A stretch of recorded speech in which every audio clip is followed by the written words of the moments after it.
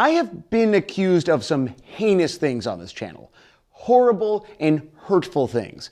But I do think it's important to note that I have never dressed like this or played a banjolele. I like some moving. I like some moving.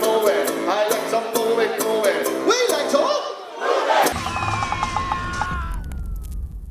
move. Chap-hop is a term invented by the man born Jim Burke to describe his dandified rapping about cricket.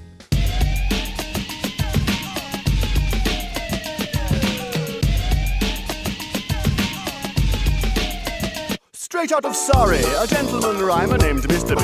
Mr. B, the gentleman rhymer, debuted in 2008 with Flattery Not Included, an album with hard-hitting rap songs like More Kissing and Porn Please, We're British, and the YouTube hit Straight Outta Surrey. Mr. B! Yeah. Tell 'em where you're from. Straight out of Surrey, I attack the ball with vigor. The fours I hit, yes, my score gets bigger. I'm a batsman, dear boy, and you know this. I've marked it on the scoreboard to show this. I don't want to speak out of turn, but I do think that may be the second best song ever recorded about cricket. I don't like cricket. Oh no. I love it. Oh my god, that song is so good. But I digress. Chap-hop is born of the culture celebrated and promoted by the magazine The Chap.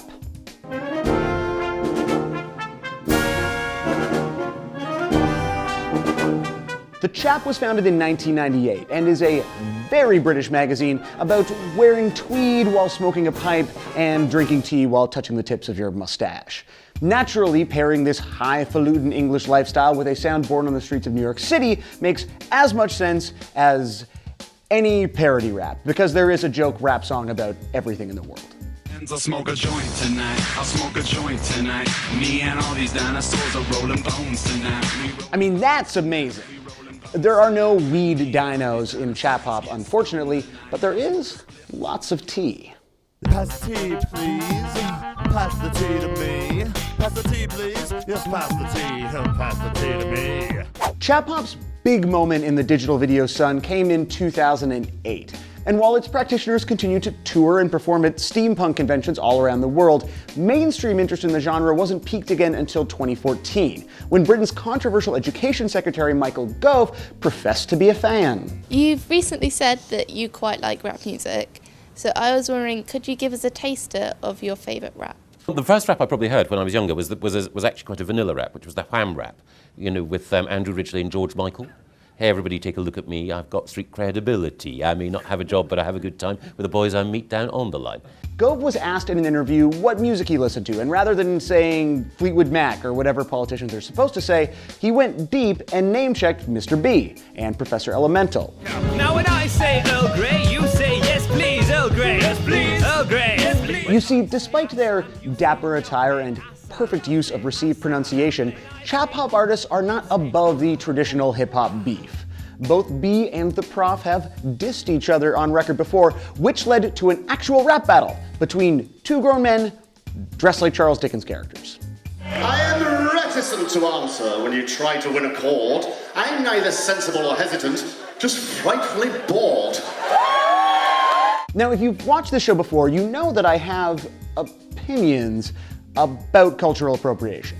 So is hick-hop racist? The cop-out answer is sometimes. Hip-hop is the dominant cultural force in America, and by imperialist extension, the world. It's why we made an episode about whether country rap is maybe racist, and how I was able to search dinosaur rap and immediately find that sick jam from earlier. Now my neighbor's on the phone, says she called the cops, and this really freaked out the triceratops. But while hick-hop can sometimes find pieces of African-American culture jammed up against symbols of African-American repression, Chap-hop isn't plagued by that same weirdness. I mean, look at Sir Reginald Pike Devant Esquire.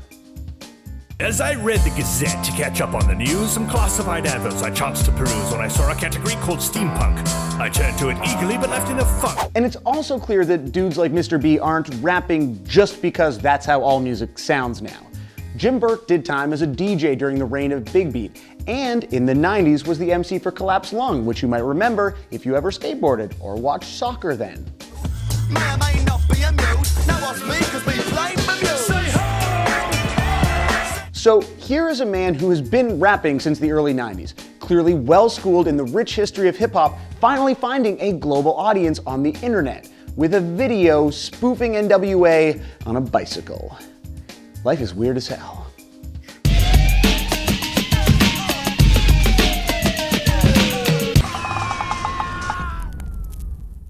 What do you think? Is Chap-hop just as dodgy as hick-hop? How hard is it to maintain a beautiful mustache like that? Let us know what you think in the comments and share any other songs that you like that we didn't include in this video, and subscribe for new episodes of This Exists every week. Be excellent to each other.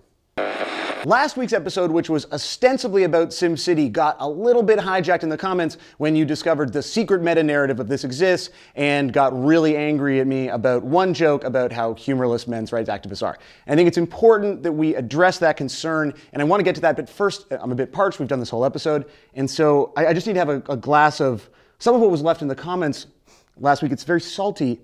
I think these are your tears. These are MRA tears. I'm just gonna take a sip.